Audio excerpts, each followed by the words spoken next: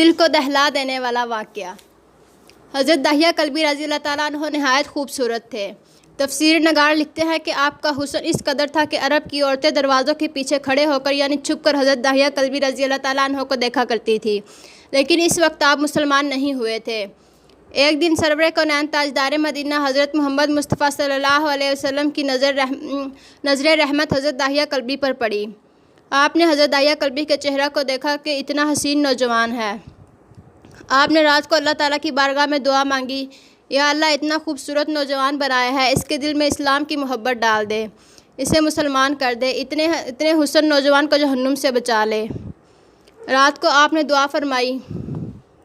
सुबह हज़रत दाहिया कल्बी रज़ी अल्लाह ताला अन्हु आप सल्लल्लाहु अलैहि वसल्लम की खिदमत में हाजिर हो गए। हज़रत दाहिया कल्बी रज़ी अल्लाह ताला अन्हु कहने लगे, अल्लाह के रसूल बताएं आप सल्लल्लाहु अलैहि वसल्लम क्या अहकाम लेकर आए हैं।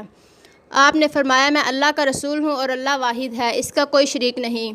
फिर तौहीद और रिसालत के बारे में हज़रत दाहिया कल्बी को बताया। हज़रत दाहिया ने कहा, अल्लाह के नबी, मैं मुसलमान तो हो जाऊँ, लेकिन एक बात का हर वक्त डर लगा रहता है। एक गुनाह मैंने ऐसा किया है कि आपका अल्लाह मुझे कभी माफ़ नहीं करेगा। आप सल्लल्लाहु अलैहि वसल्लम ने फरमाया, ऐ दाहिया बता तूने कैसा गुनाह किया है। तो हज़रत दाहिया कल्बी ने कहा, या रसूलल्लाह, मैं अपने कबीले का सरबराह हूँ और हमारे यहाँ बेटों की पैदाइश पर इन्हें ज़िंदा दफन किया जाता है।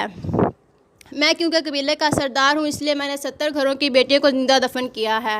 आपका रब मुझे कभी माफ़ नहीं करेगा। इसी वक्त हज़रत जिब्रील अमीन अलैहिस्सलाम हाजिर हुए। या रसूलल्लाह सल्लल्लाहु अलैहि वसल्लम, अल्लाह सलाम कहता है और फरमाता है कि इसे कहें अब तक जो हो गया वो हो गया, इसके बाद ऐसा गुनाह कभी ना करना। हमने इसे माफ़ कर दिया। हज़रत दाहिया आपकी ज़ुबान से ये बात सुनकर रोने लगे। आप सल्लल्लाहु अलैहि वसल्लम ने फरमाया, दाहिया अब क्या हुआ है, क्यों रोते हो। हज़रत दाहिया कल्बी कहने लगे, या रसूलल्लाह, मेरा एक गुनाह और भी है जिसे आपका रब कभी माफ़ नहीं करेगा। आप सल्लल्लाहु अलैहि वसल्लम ने फरमाया, दाहिया कैसा गुनाह है बताओ। हज़रत दाहिया कल्ब फरमाने लगे, या रसूलल्लाह, मेरी बीवी हामला थी और मुझे किसी काम की गरज से दूसरे मुल्क जाना था। मैंने जाते हुए बीवी को कहा, अगर बेटा हुआ तो इसकी परवरिश करना, अगर बेटी हुई तो इसे ज़िंदा दफन कर देना। दाहिया रोते जा रहे हैं और वाक़या सुनाते जा रहे हैं। मैं वापस बहुत अरसा बाद घर आया तो मैंने दरवाज़े पर दस्तक दी। इतने में एक छोटी सी बच्ची ने दरवाज़ा खोला और पूछा, कौन। मैंने कहा, तुम कौन हो। तो वो बच्ची बोली, मैं इस घर की मालिक की बेटी हूँ। आप कौन हैं। दाहिया फरमाने लगे, या रसूलल्लाह, मेरे मुँह से निकल गया, अगर तुम बेटी हो तो इस घर के मालिक की, तो मैं मालिक हूँ इस घर का। या रसूलल्लाह, मेरे मुँह से ये बात निकलने की देर थी कि छोटी सी इस बच्ची ने मेरी टांगों से मुझे पकड़ लिया और बोलने लगी, बाबा आप कहाँ चले गए थे। बाबा मैंने किस दिन से आपका इंतज़ार कर रही हूँ। हज़रत दाहिया कल्बी रोते जा रहे हैं और फरमाते हैं, अल्लाह के नबी, मैंने बेटी को धक्का दिया और जाकर बीवी से पूछा, ये बच्ची कौन है। बीवी रोने लग गई और कहने लगी, दाहिया ये तुम्हारी बेटी है। या रसूलल्लाह, मुझे ज़रा तरस ना आया। मैंने सोचा मैं कबीले का सरदार हूँ, अगर अपनी बेटी को दफन ना किया तो लोग कहेंगे हमारी बेटियों को दफन करता रहा और अपनी बेटी से प्यार करता है।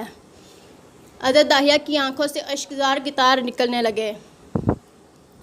या रसूलल्लाह, वो बच्ची बहुत खूबसूरत, बहुत हसीन थी।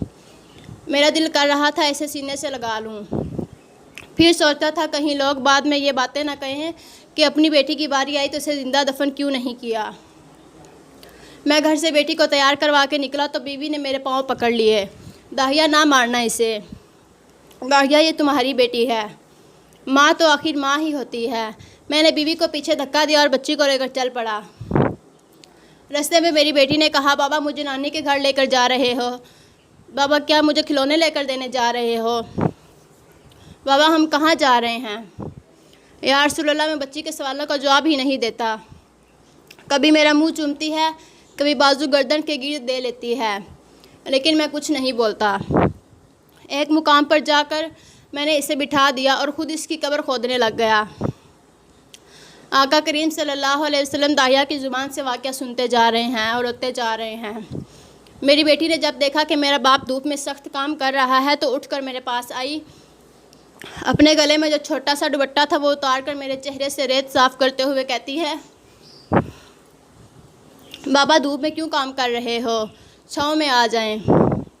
बाबा ये क्यों खोद रहे हो इस जगह, बाबा गर्मी है छाँव में आ जाएं। और साथ साथ मेरा पसीना और मिट्टी साफ़ करती जा रही है, लेकिन मुझे तरस ना आया। आखिर जब कब्र खोद ली तो मेरी बेटी पास आई, मैंने धक्का दे दिया, वो कब्र में गिर गई और मैं रेत डालने लग गया। बच्ची रेत में से रोती हुई अपने छोटे छोटे हाथ मेरे सामने जोड़कर कहने लगी, बाबा मैं नहीं लेती खिलौने, बाबा मैं नहीं नानी के घर जाती, बाबा मेरी शक्ल पसंद नहीं आई तो कभी मैं आपके कभी सामने नहीं आती, बाबा मुझे ना मारो। या रसूलुल्लाह सल्लल्लाहु अलैहि वसल्लम, मैं रेत डालता गया।